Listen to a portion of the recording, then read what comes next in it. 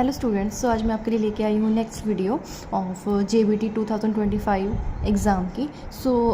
इसमें next question था, if the ratio of the present is of A and B, ratio of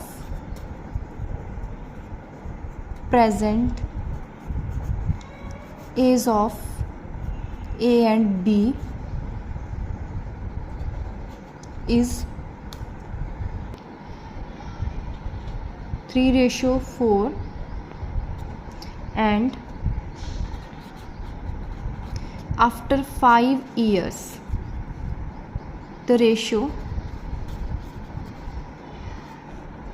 4:5, then present age of A। सो देखो यहाँ पे question क्या है, यहाँ पे एज से रिलेटेड क्वेश्चन है। कोई पर्सन्स हैं A एंड B, ठीक है, कोई दो पर्सन है, उनकी जो प्रेजेंट एज है उसकी रेशियो गिवन है 3:4 एंड आफ्टर 5 ईयर्स, उसके बाद 5 साल बाद जो उनकी रेशियो हो जाती है एज की वो 4:5 में चेंज हो जाती है। देन आपने प्रेजेंट एज फाइंड करनी है A की। तो जब भी आपके पास एज वाला क्वेश्चन हो और किसी भी फॉर्म में पूछा गया हो तो आपने हमेशा जो स्टार्टिंग करनी है क्वेश्चन की वो हमेशा प्रेजेंट एज से करते हैं, ठीक है। सो इसमें भी सेम हम यहाँ पे इनकी सबसे पहले प्रेजेंट एज लिखेंगे, present age of A, then solution, present age of A is equal to and present age of B, ठीक है। जैसे कि मैंने आपको भी बताया कि जब भी एज वाला क्वेश्चन हो तो आपने जो स्टार्टिंग करनी होती है क्वेश्चन की वो प्रेजेंट एज से करते हैं। साथ में एक चीज़ और होती है, अगर आपके पास कोई भी क्वेश्चन इस तरह से रेशियो में गिवन होता है तो आप रेशियो की फॉर्म में ही लेते हो, मतलब उसको किसी वेरिएबल के मल्टीपल में उस वैल्यू को ले लेते हैं, ठीक है। मतलब मैं ये बोल रही हूँ कि जैसे A और B की जो रेशियो है वो 3:4 है, ठीक है। तो जो उनके प्रेजेंट एज हम ले लेंगे, एक की एज आ जाएगी 3x और दूसरे की एज आ जाएगी 4x, तो ये बन जाएगी 3x और ये बन गई 4x, ठीक है। Now according to question 5 after 5 years, ठीक है, अगर अभी उसकी एज 3x है, सपोज अगर अभी आपकी एज 20 ईयर है या 25 ईयर्स है, 25 ईयर्स लेते हैं, तो 5 साल बाद आपकी एज कितनी हो जाएगी, 25 + 5, दैट मीन्स 30 ईयर्स। तो उसी तरह से अभी A की जो प्रेजेंट एज है वो 3x है, तो 5 ईयर्स बाद क्या हो जाएगी, वो 3x + 5, ठीक है। सो हम यहाँ पे लिखेंगे after 5 years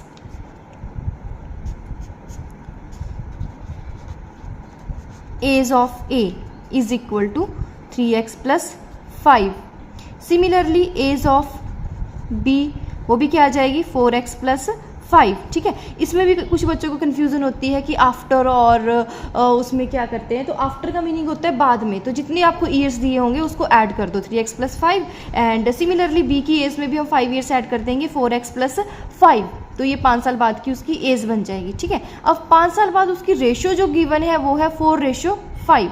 now according to question जो इनकी रेशियो है मीन्स 3x + 5 रेशियो 4x + 5, ठीक है। जो ये रेशियो है वो गिवन है आपके पास 4:5, जिसको आप फ्रैक्शन की फॉर्म में कैसे लिख सकते हो, 3x + 5 divided by 4x + 5 is equal to 4/5, ठीक है। फ्रैक्शन में ऐसे लिख सकते हैं हम।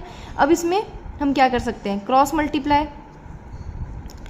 मल्टीप्लाई करेंगे, 3x + 5 को मल्टीप्लाई कर देंगे 5 से और 4x + 5 को मल्टीप्लाई कर देंगे यहाँ पे 4 के साथ, तो ये वैल्यू क्या बन जाएगी आपके पास, 3x × 5, 5 3 = 15, साथ में x + 5 5 = 25 is equal to 4 4 = 16x + 5 4 = 20, ठीक है। अब जब भी इस तरह से आपके पास इक्वेशन बने तो हमारा नेक्स्ट स्टेप होता है वेरिएबल सेपरेशन।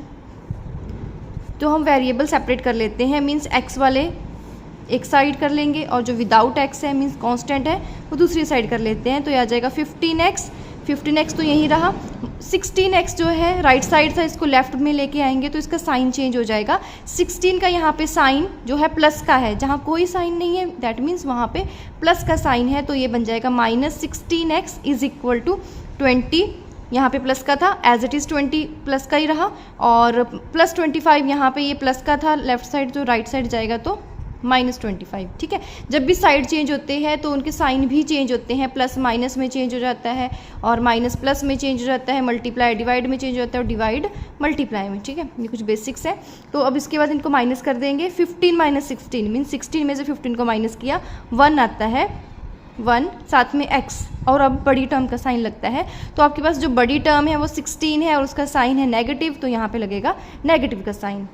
सिमिलरली 25 में से 20 को माइनस करेंगे, आएगा 5, और माइनस का जो है 25 बड़ी टर्म है तो इसका साइन भी लग जाएगा -5। ठीक है, माइनस से माइनस कैंसिल, और 1x को हम क्या लिख सकते हैं, x, तो x = 5। तो x की वैल्यू कितनी आ गई, 5। तो जो हमने फाइंड करना था वो थी प्रेजेंट एज ऑफ a, तो therefore present age of a क्या सपोज की थी, 3x। 3x मीन्स 3 × x, यहाँ पे x की वैल्यू पुट कर देते हैं, 3 × 5 = 15 ईयर्स। ठीक है, तो जो हमने फाइंड करना था वो हम फाइंड कर चुके हैं, 15 ईयर्स। सो ये है आपका option A. Now next question है हमारे पास, supplementary angle of 20 degree is. आपने यहाँ पे 20 डिग्री का सप्लीमेंट्री एंगल फाइंड करना है। तो सप्लीमेंट्री एंगल होते क्या है, the angles whose sum is 180 degree. आपके पास कोई दो एंगल जिनका सम 180 डिग्री हो वो बन जाता है सप्लीमेंट्री एंगल। तो अब यहाँ पे एक एंगल 20 है, दूसरे को आप एक्सपोज कर लो, या वैसे ही क्लियर है कि जो 180 सम दे वो सप्लीमेंट्री एंगल है। उसमें से एक 20 डिग्री है, तो 180 में से 20 को माइनस कर दो तो नेक्स्ट क्या आ जाएगा, 160। ठीक है, या आप इस तरह से कर सकते हो, जो हमने एंगल फाइंड करना है उसको x ले लो, 20 + x = 180। तो यहाँ पे x = 20, यहाँ प्लस का है, इस साइड जाएगा माइनस का, 180 - 20 डिग्री = ये कितना आ जाएगा, 160 डिग्री। तो सप्लीमेंट्री एंगल ऑफ 20 डिग्री कितना आ जाएगा, 160 डिग्री। यहाँ पे ऑप्शंस में था, एक था हमारे पास 70 degree, 90 degree, 180 degree and none of these. अब आप देख सकते हैं कि यहाँ पे 160 डिग्री कहीं मैच नहीं हो रहा है, तो मीन्स इसका आंसर क्या हो जाएगा, none of these, means option D is the correct answer. Next question है हमारे पास, square root of 0.65 square minus 0.16 square is equal to.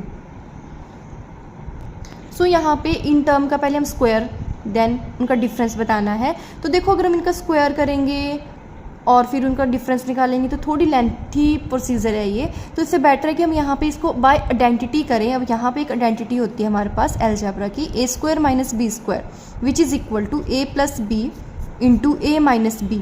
ठीक है, तो आप देख सकते हो जो ये क्वेश्चन है ये इसी फॉर्म में है, a² - b² where a is equal to 0.65। ठीक है, a कितना है यहाँ पे 0.65 and b is equal to 0.16। ठीक है, सो यहाँ पे हम इसके अकॉर्डिंग वैल्यूज रखेंगे, तो ये क्या बन जाएगा, square root as it is 0.65 plus 0.16 into 0.65 minus 0.16। इनकी एडिशन एंड सब्ट्रैक्शन करनी है, तो सबसे पहले इनको ऐड करेंगे, 0.65 प्लस 0.16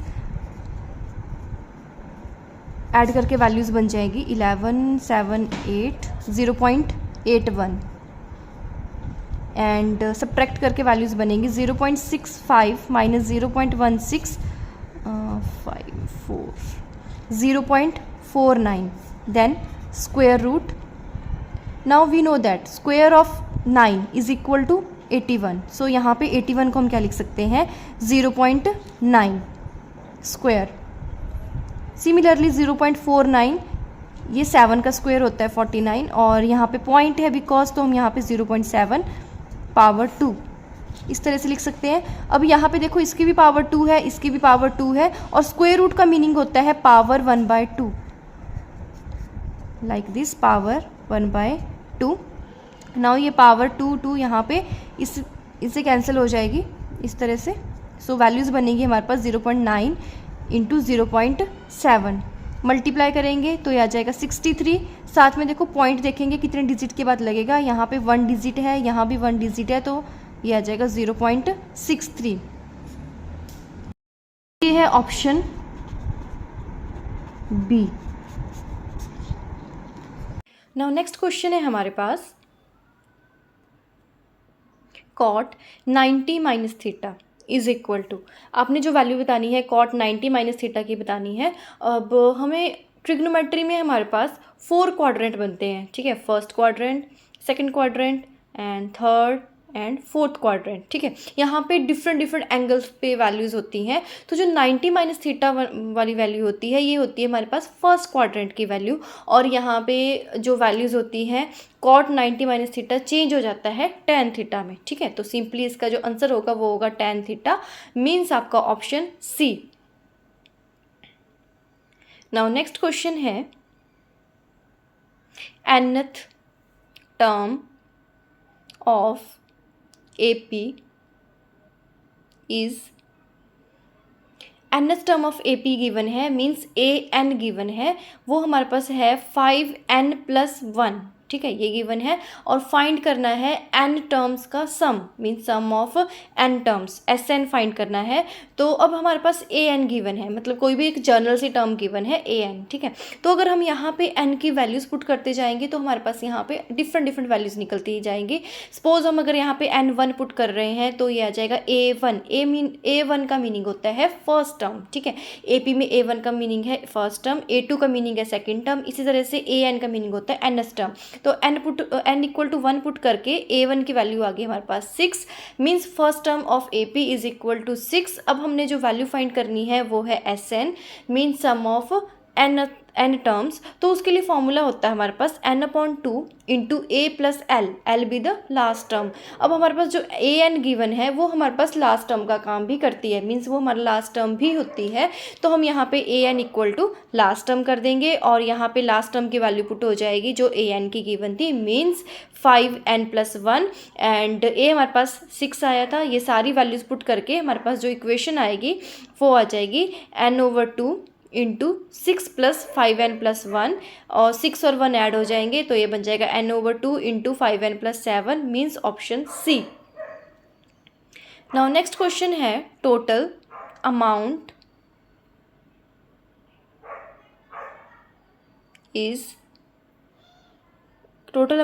व्हेन compound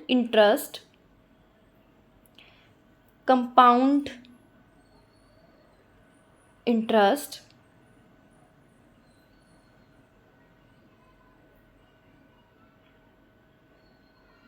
is